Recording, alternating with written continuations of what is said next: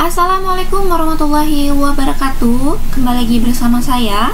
Di video kali ini kita akan membahas soal tes wawasan kebangsaan dalam mempersiapkan seleksi CPNS di tahun 2024. Oke teman-teman, langsung kita bahas sama-sama. Nasionalisme sebagai suatu identitas sosial tidak berarti sebagai suatu upaya penyeragaman para anggotanya.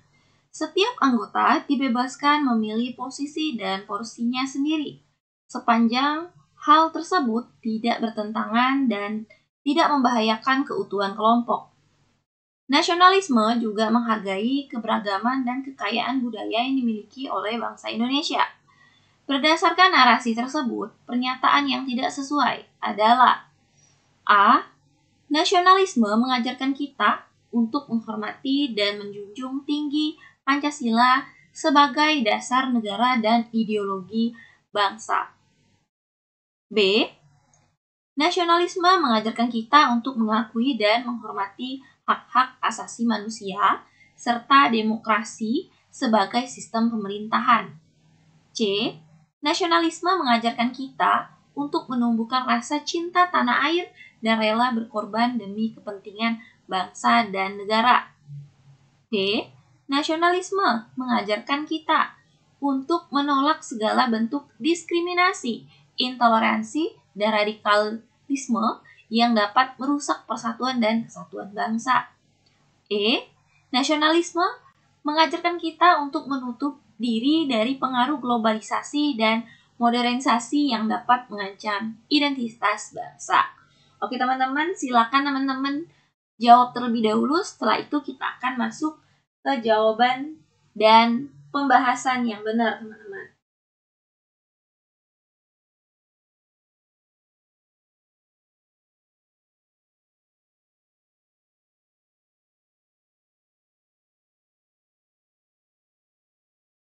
Oke, teman-teman sekalian. Nah, kita bahas ya. Ketika ada soal-soal penalaran seperti ini ya, teman-teman. Ketika ada pernyataan ya sebelum pertanyaan. Teman-teman perhatikan terlebih dahulu pertanyaannya, teman-teman. Nah, pertanyaannya di sini adalah berdasarkan narasi tersebut, pernyataan yang tidak sesuai adalah. Berarti dari narasi ini, dari nasionalisme sampai Indonesia, ini kan narasinya. Nah, yang tidak sesuai dengan pernyataan ini yang mana sih? Apakah itu A, B, C, D, atau E, teman-teman sekalian? Teman-teman lihat di sini ya. Nasionalisme sebagai bentuk suatu identitas sosial. Nih, tidak berarti sebagai suatu upaya penyeragaman para anggotanya. Setiap anggota dibebaskan memilih posisi dan porsinya sendiri. Berarti ini kebebasan ya, teman-teman. Kemudian sepanjang hal tersebut tidak bertentangan, artinya tidak boleh bertentangan dan tidak membahayakan keutuhan kelompok. Karena nasionalisme juga menghargai keberagaman dan kekayaan budaya yang dimiliki oleh bangsa Indonesia. Berdasarkan narasi tersebut, pernyataan yang tidak sesuai.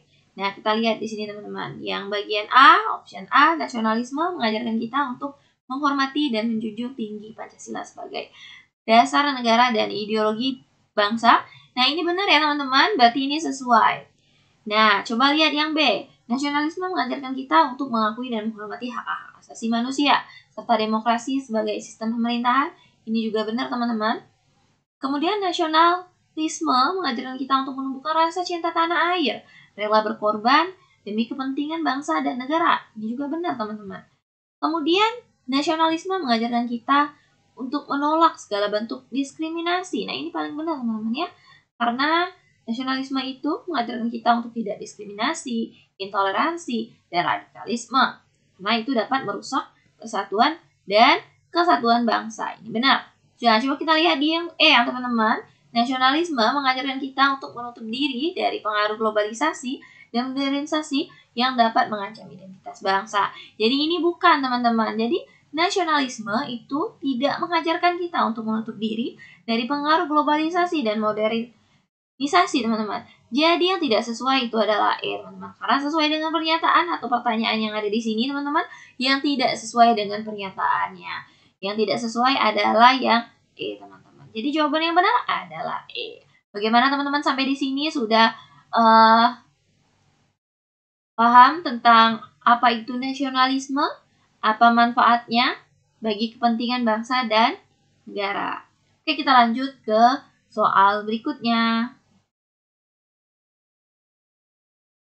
Oke teman-teman sekalian, interaksi masyarakat yang berorientasi ke atas sangat mementingkan hubungan yang formal dan bersifat impersonal. Gambaran tersebut merupakan etos kebudayaan masyarakat. Oke, ini lupa kasih titik-titik ya teman-teman. Oke, yang A elit, B birokrat, C petani, D buruh, E tradisional. Nah, silakan dijawab dulu teman-teman sekalian. Pertanyaannya, gambaran tersebut merupakan etos kebudayaan masyarakat. Masyarakat apa? Kira-kira pernyataan ini ya teman-teman dari interaksi sampai bersifat impersonal itu merupakan etos kebudayaan masyarakat mana? Nah, interaksi masyarakat yang berorientasi ke atas. Nah, ini lihat, berorientasi ke atas ya. Itu kata kuncinya. Sangat mementingkan hubungan yang formal. Nih, formal dan bersifat impersonal. Nah, kira-kira yang mana sih etos kebudayaan masyarakat mana? Apakah elit, birokrat, petani, buruh, atau tradisional, masyarakat tradisional? Oke, yang paling benar karena di sini ada kata kunci ke atas dan formal, terus bersifat impersonal. Nah, itu merupakan ciri-ciri dari etos kebudayaan masyarakat birokrat. Jadi yang paling benar itu adalah yang B, teman-teman. Oke, kita lanjut ke soal berikutnya.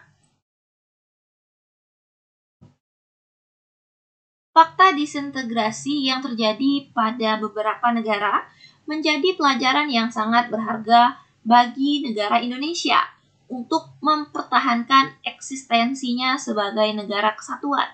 Lepasnya Timur menjadi negara baru, Timur Leste, di penghujung tahun 1999, serta keputusan menyerahkan Pulau Simpadan dan Pulau Ligitan kepada Malaysia akhir tahun 2022 silam menjadi ujian nasionalisme bagi bangsa Indonesia.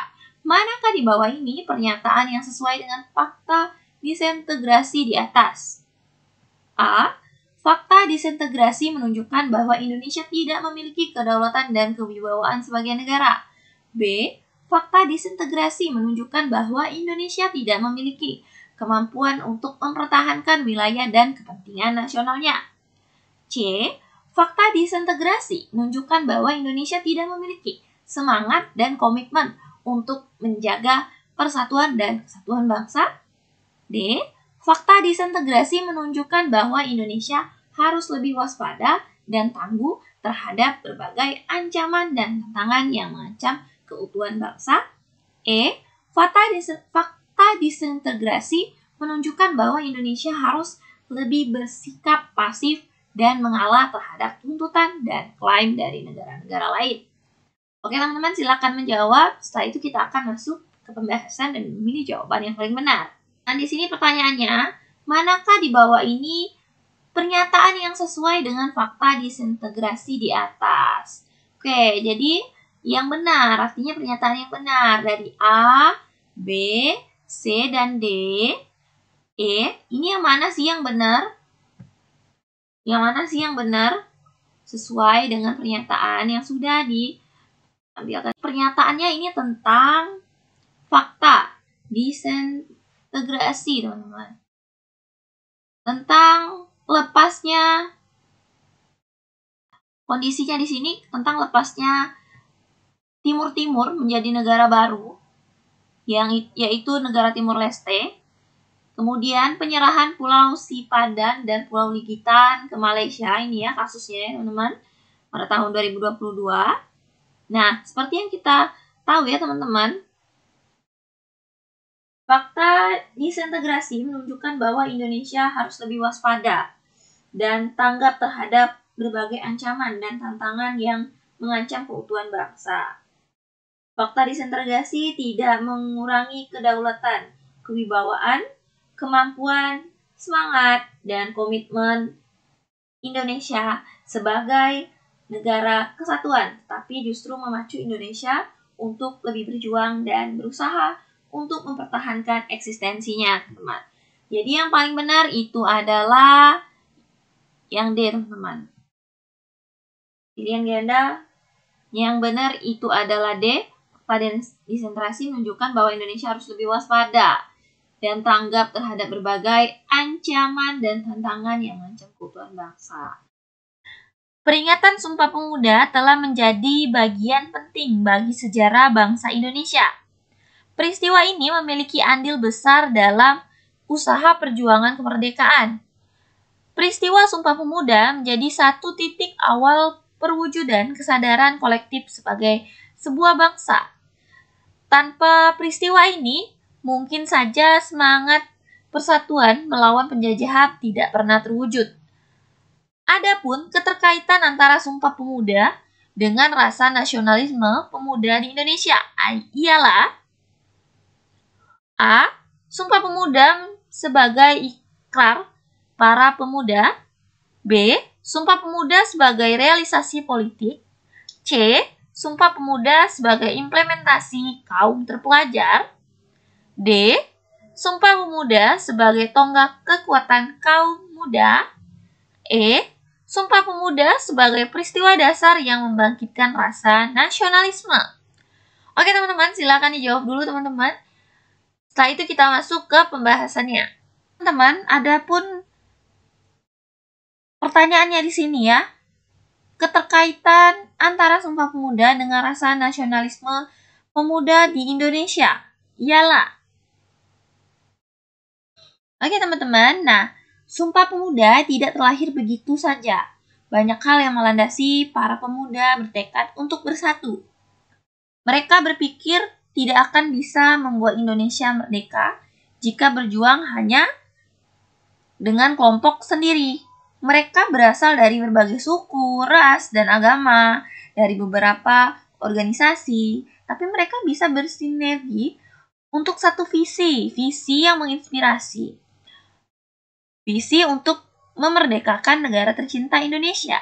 Nah, oleh sebab itu, Sumpah Pemuda merupakan tonggak kebangkitan rasa nasionalisme serta semangat persatuan bagi pemuda Indonesia. Jadi teman-teman, jawaban yang paling benar itu adalah option A, teman-teman. Sumpah Pemuda sebagai peristiwa dasar yang membangkitkan rasa nasionalisme. Oke teman-teman sekalian, kita lanjut ke soal berikutnya.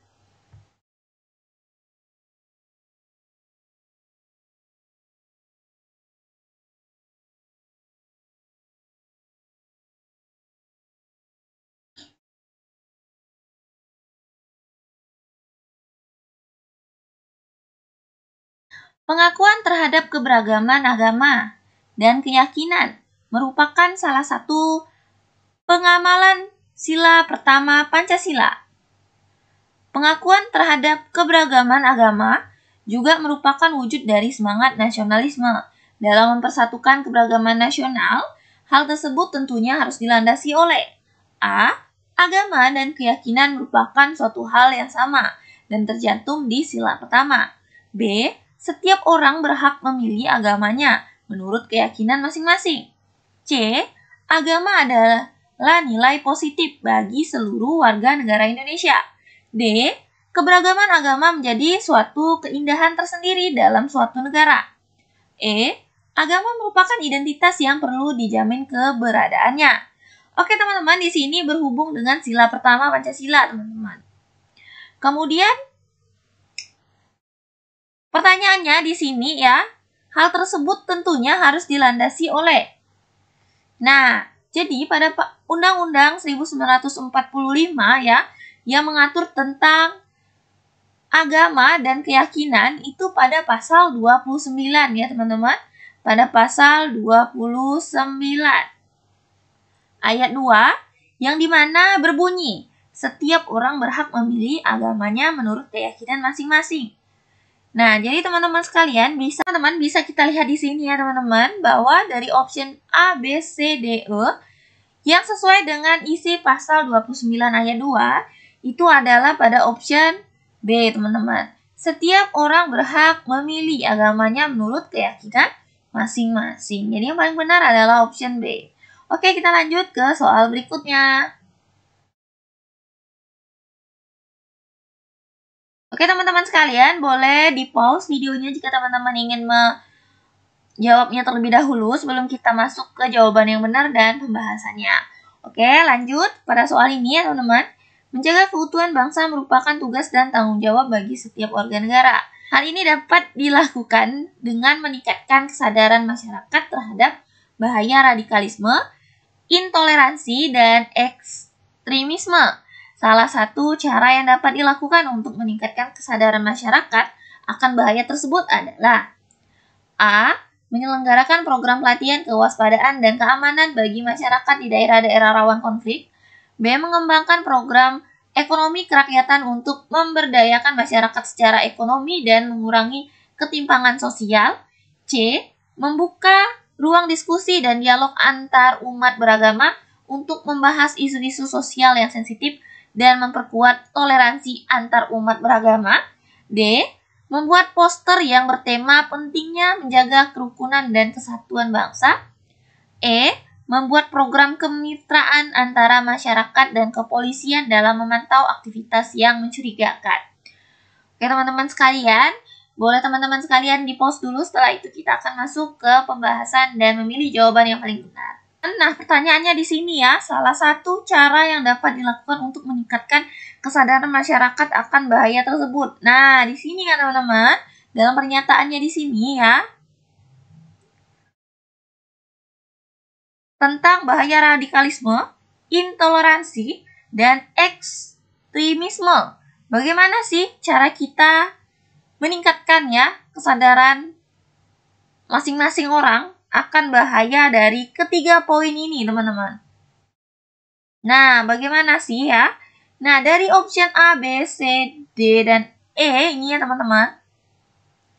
Yang paling benar itu adalah membuka ruang diskusi dan dialog antar umat beragama untuk membahas isu-isu sosial yang sensitif dan memperkuat toleransi antar umat beragama merupakan salah satu langkah yang tepat untuk meningkatkan kesadaran masyarakat dari bahaya radikalisme, intoleransi, dan ekstremisme. Ruang diskusi dan dialog akan membuka wawasan seseorang sehingga dia lebih bisa menghargai orang lain yang memiliki perbedaan dengannya. Jadi teman-teman sekalian, yang paling benar itu adalah C, teman-teman. Oke, kita lanjut ke soal berikutnya.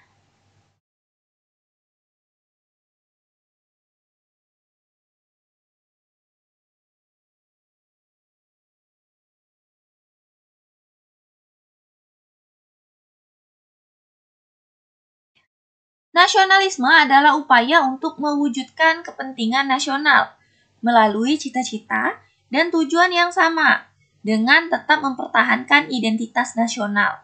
Salah satu fungsi identitas nasional adalah sebagai pelindung dari dampak buruk globalisasi. Hal ini dapat dilakukan dengan cara dengan cara apa? A. Mendukung kebijakan pemerintah untuk mengekspor beras. B. Menggunakan bahasa daerah dalam komunikasi sehari-hari. C. Mengikuti lomba yang sedang viral di sosial media. D. Memadukan tarian tradisional dengan dance ala Korea. E. Menyanyikan lagu Indonesia Raya dalam pembukaan acara kedinasan. Hal tersebut dapat dilakukan dengan cara menyanyikan lagu Indonesia Raya dalam pembukaan acara kedinasan. Lagu Indonesia Raya merupakan salah satu identitas nasional bagi bangsa Indonesia. Dengan menyanyikan lagu Indonesia Raya pada setiap acara kedinasan akan memupuk rasa nasionalisme bagi warga negara, teman-teman. Jadi yang paling benar itu adalah yang E, teman-teman sekalian. Oke, kita lanjut ke soal berikutnya. Kertawijaya adalah salah satu tokoh nasionalis dan perintis industri dirgantara nasional.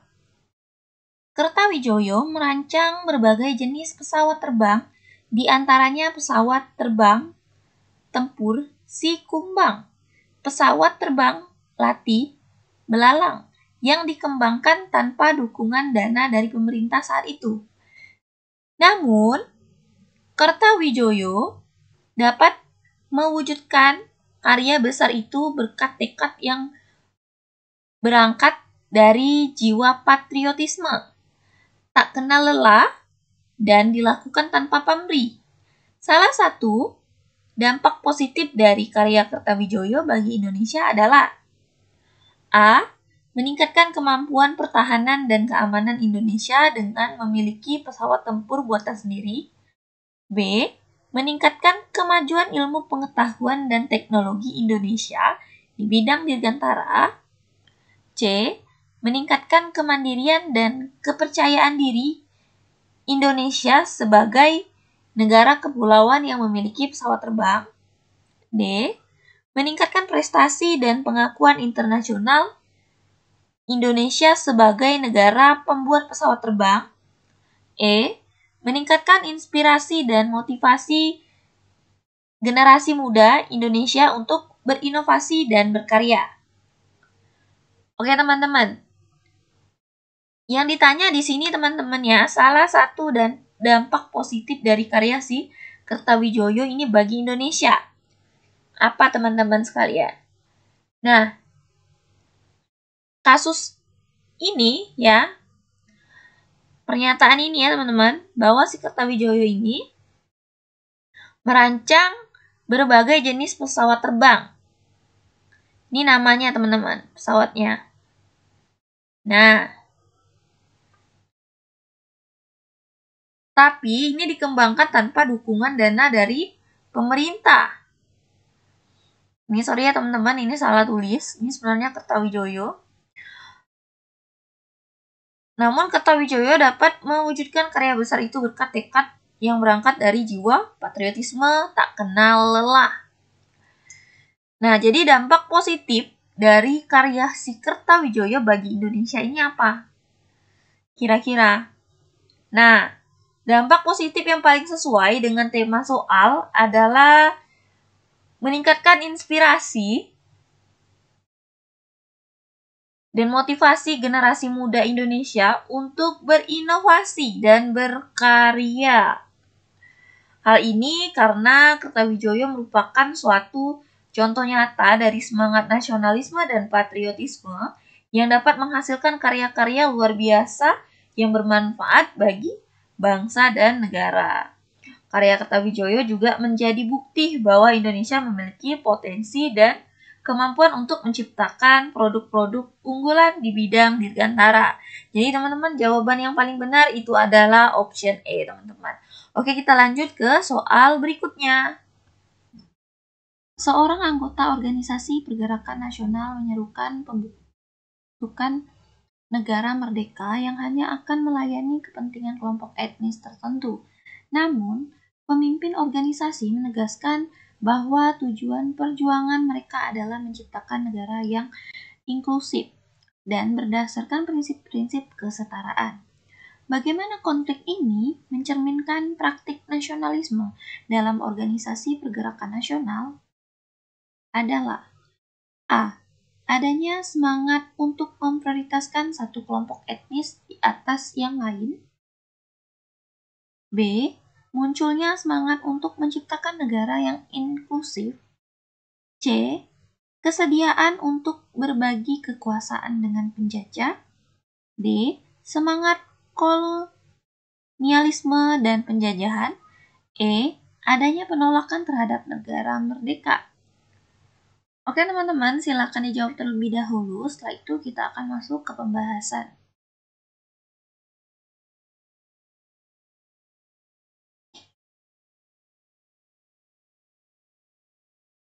Oke teman-teman, di sini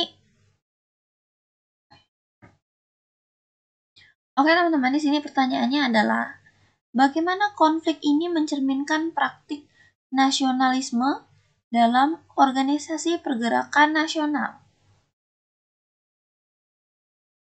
Nah, kira-kira dalam wacana yang sudah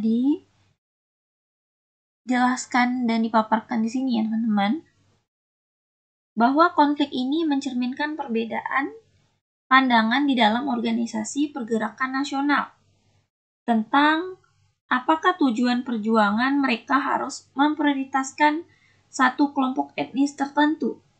Karena kita bisa lihat di sini ya teman-teman, di wacana di atas ini ya, pernyataannya, menyerukan pembentukan negara merdeka hanya akan melayani kepentingan kelompok etnis tertentu. Nah, kita bisa lihat di situ ya teman-teman. Jadi ini adalah mencerminkan semangat Chauvinisme etnis atau menciptakan negara yang inklusif dan berdasarkan prinsip-prinsip kesetaraan,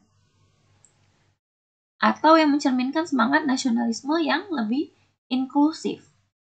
Oleh karena itu, konflik ini mencerminkan semangat untuk memprioritaskan satu kelompok etnis di atas yang lain dalam organisasi tersebut. Jadi yang paling benar teman-teman itu option A, yaitu adanya semangat untuk memprioritaskan satu kelompok etnis di atas yang lain. Karena pertanyaannya di sini, bagaimana konflik ini mencerminkan praktik nasionalisme dalam organisasi pergerakan nasional. Jadi, konflik ini yaitu adanya semangat untuk memprioritaskan satu kelompok etnis di atas yang lain. Oke, kita lanjut ke soal berikutnya. Lain dan pinjaman online atau pinjol ilegal seolah menjadi dua mata pisau yang tak bisa terpisahkan. Kesamaannya, dua platform yang saling terkait tersebut memberikan kesengsaraan kepada penggunanya. Akibat dari maraknya judi dan pinjaman online yang dapat mencederai semangat nasionalisme kita adalah A. Akan membentuk individu yang berkarakter negatif. B. Akan berujung pada tindakan kriminalitas terhadap sesama anak bangsa. C. Dapat membuat kita terjerat masalah hukum. D. Akan memunculkan ide pemerintah untuk memberi solusi keuangan bagi masyarakat. E. Menyadarkan kita akan pentingnya pengawasan terhadap berbagai aplikasi online. Oke teman-teman, di sini pertanyaannya ya. Akibat dari maraknya judi dan pinjaman online yang dapat mencederai semangat nasionalisme kita adalah. Nah, ini berhubungan dengan materi nasionalisme ya dalam tes wawasan kebangsaan ya teman-teman. Yang dapat mencederai semangat nasionalisme. Jadi teman-teman, tujuan akhir dari terciptanya semangat nasionalisme adalah persatuan dan rasa kebersamaan dalam berbangsa, sehingga tindak kriminal antar sesama anak bangsa jelas tercederai semangat nasionalismenya, teman-teman. Jadi yang paling benar itu adalah yang B, teman-teman. Dampaknya ini mengakibatkan akan berujung pada tindakan kriminalitas terhadap sesama anak bangsa. Jadi yang benar itu jawabannya adalah B, teman-teman sekalian. Oke, kita lanjut ke soal berikutnya. PIN dalam Organisasi Pergerakan Nasional Indonesia berpendapat bahwa perjuangan harus mencapai kemerdekaan tanpa mengorbankan kehidupan manusia. Ia menekankan pentingnya perjuangan damai dan non-kekerasan. Namun, ada anggota organisasi yang lebih mendorong untuk menggunakan kekerasan untuk mencapai tujuan. Bagaimana kasus ini mencerminkan praktik nasionalisme dalam Organisasi Pergerakan Nasional Indonesia? Mencerminkan semangat non-kekerasan dan diplomasi. B. Mencerminkan semangat untuk berdamai dengan penjajah asing. C. Mencerminkan penolakan terhadap kemerdekaan Indonesia. D. Mencerminkan semangat berperang dan tindak keras dalam perjuangan. E. Mencerminkan ketidakpedulian terhadap nasionalisme.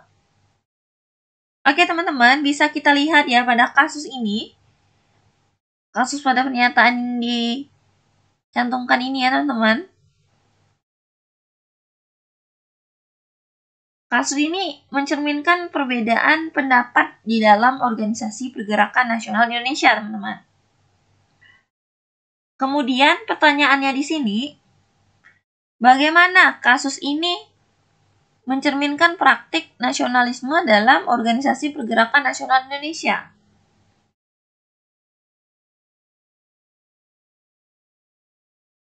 Nah, seseorang yang lebih mendorong untuk menggunakan kekerasan untuk mencapai tujuan lebih mencerminkan semangat berperang dan tindakan kekerasan dalam perjuangan nasionalisme. Jadi teman-teman, kasus ini mencerminkan praktik semangat berperang dan tindakan keras dalam perjuangan. Jadi yang benar itu adalah D, teman-teman. Oke teman-teman sekalian, terima kasih yang telah menonton video ini. Semoga video ini memberikan manfaat kepada teman-teman sekalian dalam mempersiapkan diri menghadapi seleksi CPNS di tahun 2024, khususnya tes wawasan kebangsaan. Saya akhiri, wassalamualaikum warahmatullahi wabarakatuh.